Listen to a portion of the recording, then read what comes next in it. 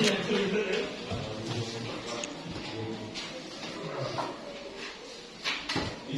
kiamat. Takzim salam. Assalamualaikum warahmatullahi wabarakatuh. English. Assalamualaikum warahmatullahi wabarakatuh. Waalaikumsalam warahmatullahi wabarakatuh. Apa kabar semuanya?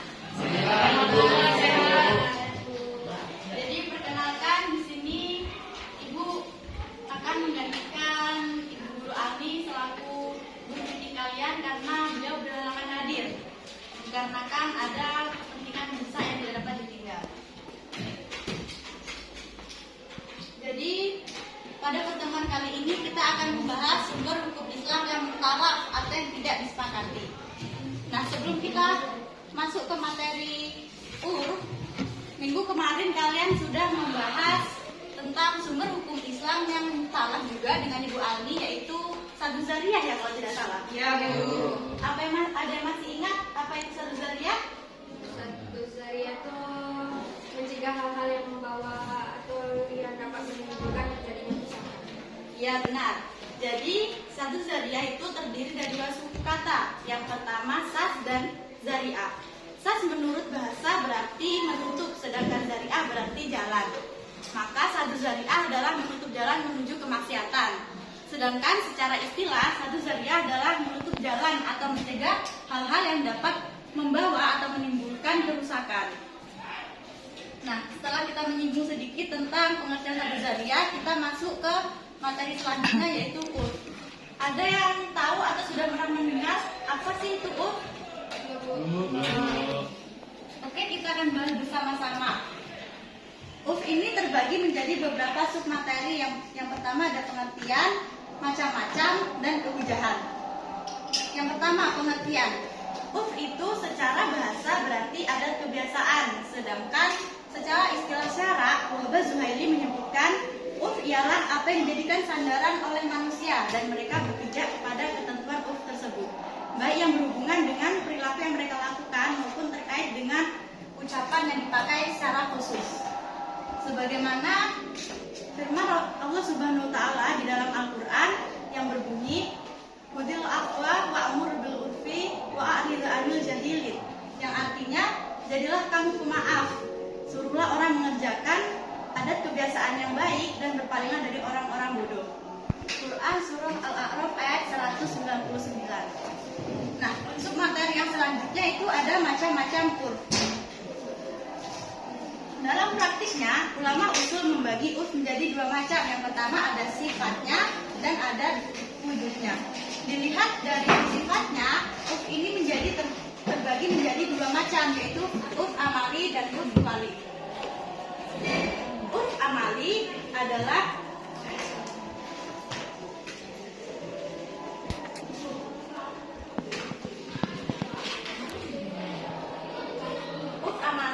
urf yang berdasarkan kepada praktik atau perbuatan yang dilakukan di dalam masyarakat secara terus-menerus dan dianggap lazim dan sah secara hukum.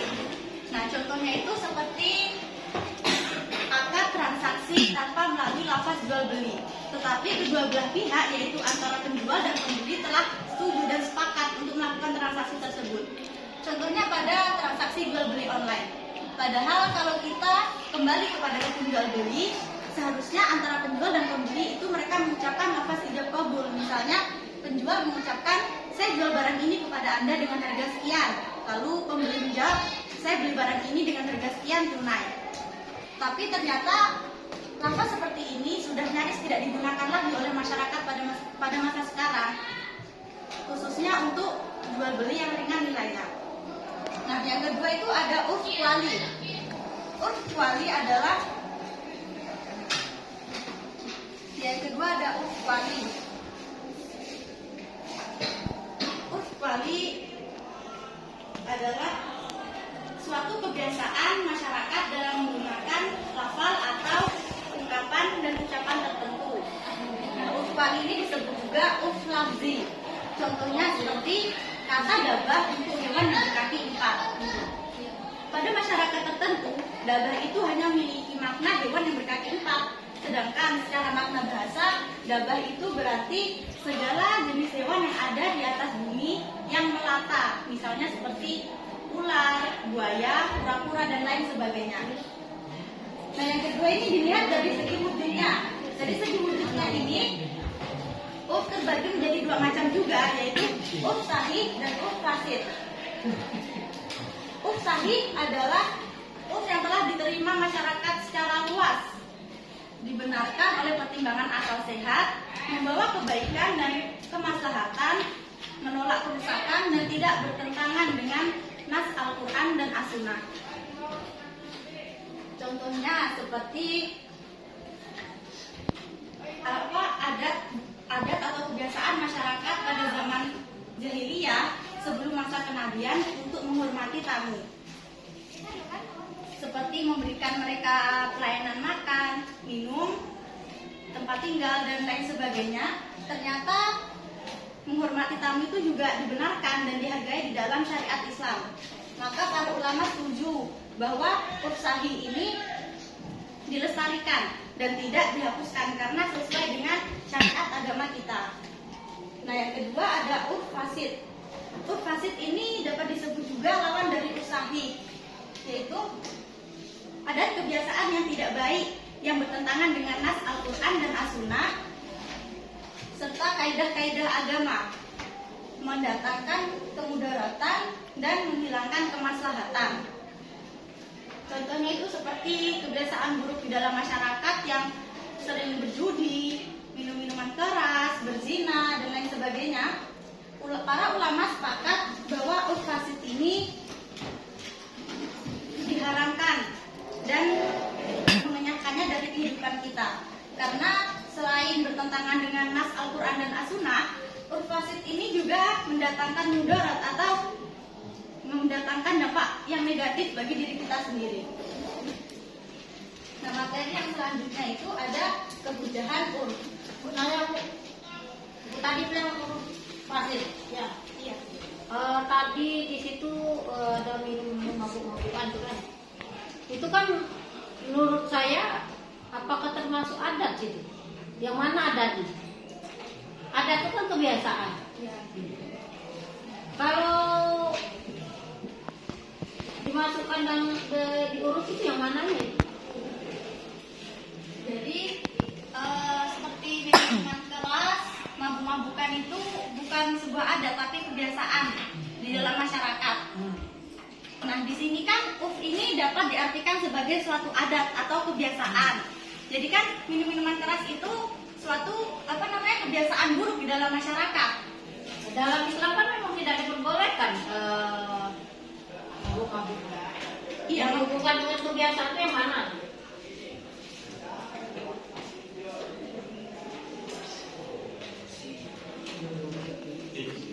Kan ibu bilang tadi kan kebiasaan.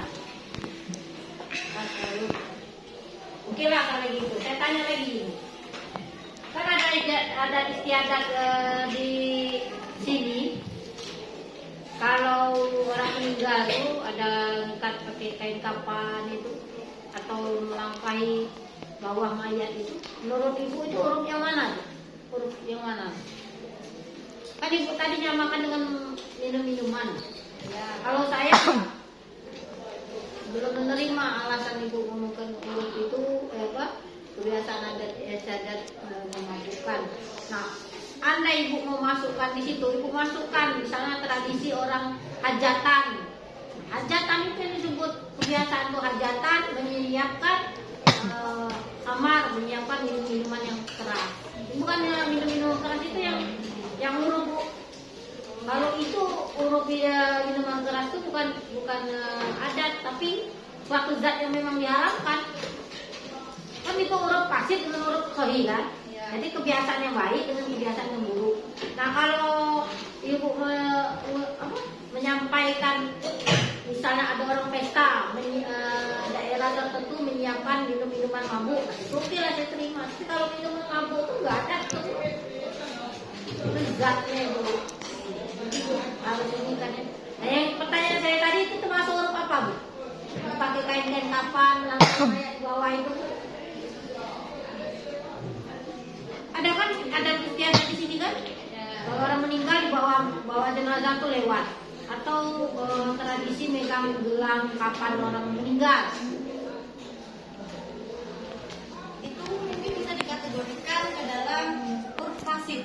Alasan ibunya ngomong kayak fasid kenapa? Karena misalnya seperti melangkahi mayat atau Bukan melangkahi, melewati bawah mayat. melewati mayat di bawahnya seperti itu, di Ya. bawah kerenda mayat, itu kan tidak ada ketentuannya di dalam nas Al-Quran dan As-Sunnah. Jadi dia tidak bisa disebut sebagai suatu dalil hukum Islam. Berarti dia termasuk ke dalam urf fasid, ada kebiasaan yang bertentangan dengan nas Al-Quran dan As-Sunnah. Berarti tidak boleh dilakukan. khusus yang umat Islamnya. Ya. Oke, selanjutnya yaitu kehujahan urf. Ada yang tahu atau ada sudah pernah mendengar arti dari kehujahan? Atasan. Apa nih?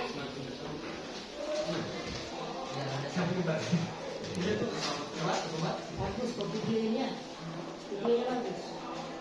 Mendelek kalau sambil duduk keluar. Jadi kehujahan. Hujah itu secara bahasa berarti keterangan, dalil, tanda bukti, alasan, atau argumentasi. Jadi kehujahan ini dapat diartikan sebagai suatu argumentasi yang valid atau kesimpulan yang dapat dipercayai dan dipertanggungjawabkan akan kebenarannya. Nah, kehujahan urf ini dibagi menjadi dua. Yang pertama, para ulama sepakat bahwa urf sahih ini atau urf yang baik ini dapat dijadikan sebagai hujah atau dapat dijadikan sebagai sarana dalam menetapkan dalil hukum Islam. Dikarenakan urf fasid ini tidak bertentangan dengan syariat dan juga tidak bertentangan dengan nas Al-Quran dan As-Sunnah. Nah, yang kedua itu urf fasid tidak dapat dijadikan sebagai hujah. Ada yang tahu kenapa? Karena dia menagam. Ya, benar sekali. Karena urf fasid ini bertentangan dengan ajaran agama kita, sehingga para ulama sepakat untuk menjadikan urf fasid ini tidak dapat dijadikan sebagai sebuah hujah. Nah, setelah saya jelaskan materi tentang urf ini, ada yang kurang paham atau ada yang ingin ditanyakan? Tanya lagi Bu. Ada huruf kauli itu ya. Iya. Huruf kauli itu selain yang dijelaskan tadi, itu bisa kasihkan contoh. Itu kan kebiasaan dalam ucapan ya, pembicaraan atau sebutan. Iya. Contohnya Bu. Contohnya tadi seperti yang saya sebutkan, kata dabah untuk hewan yang berkaki 4. Yang lain Bu. Yang lain.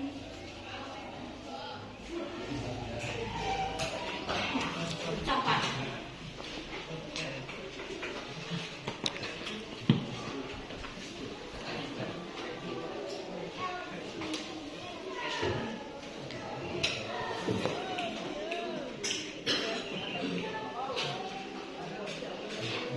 Assalamualaikum.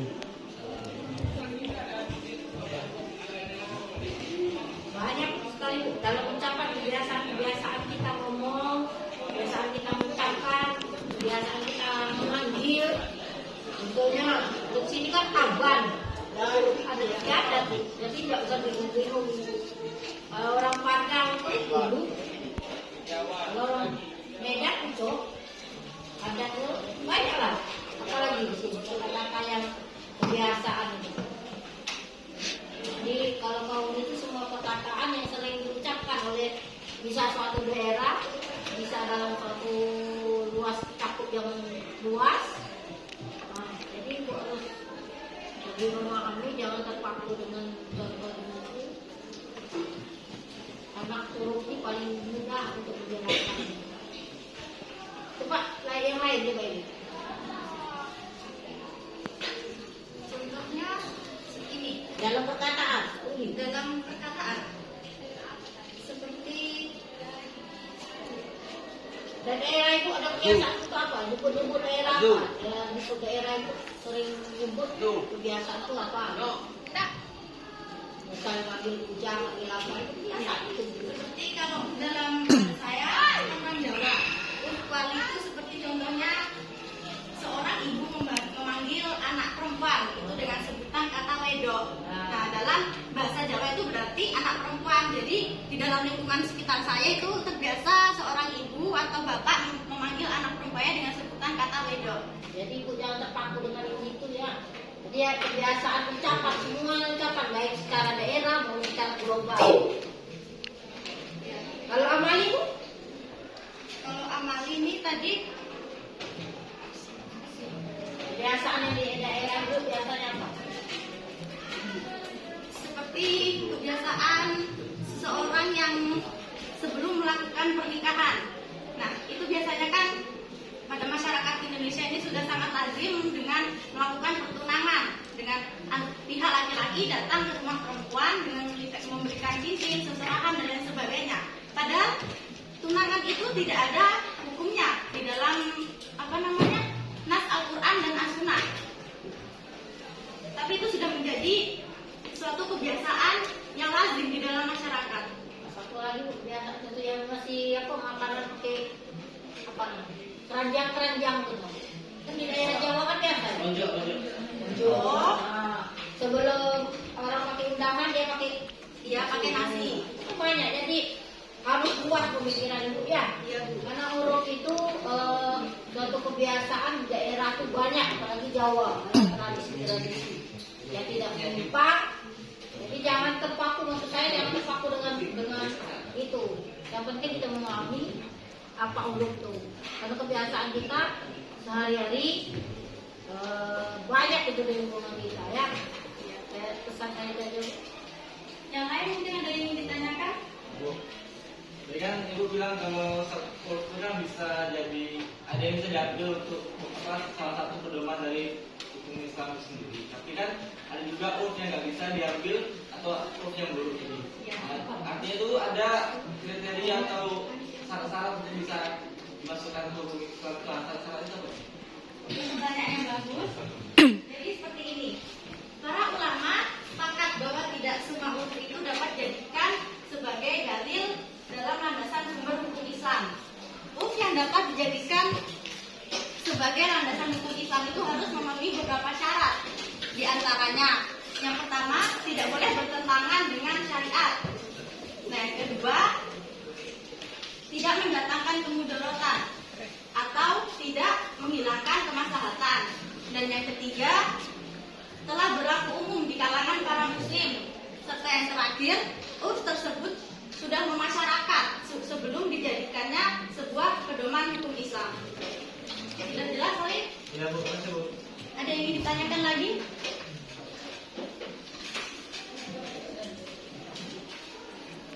Oke, jika tidak ada, sekian penjelasan dari saya pada pertemuan kali ini.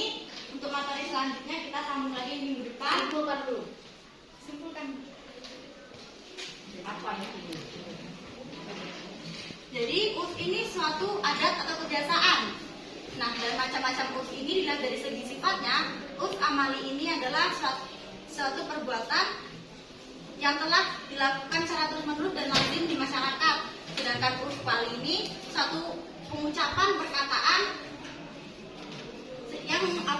yang sering diucapkan di dalam lingkungan masyarakat. Urf sahih ini dapat juga disebut sebagai urf sahih atau urf yang baik yang telah diterima oleh masyarakat secara luas. Kemudian urf fasid ini urf yang bertentangan dengan nas Al-Quran dan As-Sunnah. Oke, sudah? Mungkin itu saja yang dapat disampaikan pada pertemuan kali ini. Untuk materi selanjutnya kita sambung lagi minggu depan. Apabila ada salah kata, saya mohon maaf. Kepada Allah saya mohon ampun. Saya akhiri. Assalamualaikum warahmatullahi wabarakatuh. Waalaikumsalam warahmatullahi wabarakatuh. Istaid Kiyama. Takzim salam.